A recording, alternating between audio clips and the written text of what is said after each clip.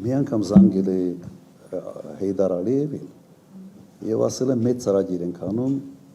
լիսի հիմնադրամով ասֆալտ ենք։ Ես անձամբ զանգել եմ իմ գրասենյակից եւ իրեն առաջարկել եմ, որ բիտումը մենք իրենցից առնենք։ Այո, Իրանից էին բիտումը, ասի լավ էլ քայլ, մենք նաեւ սկսենք տնտեսական հարաբերություններ ձևավորել։ Ինքը ասեց մի երկու օր դուր մտածեմ, հետ կզանգեմ։ Երկու օր հետո զանգելա, գիտեք ինչ ասա։ Ասելա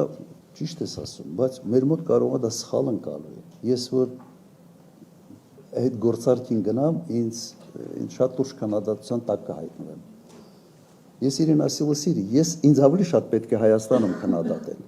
որովհետև մենք ենք առնում, փողը մենք ենք տալիս ձեր ապրանքը բերում։ Ասում եմ, գիտես, մի քիչ տրամադրությունները այստեղ ուրիշ են։ Դուք հաղթած կողմ եք, ու տրամադրությունները ուրիշ են։ Սա ուղղակի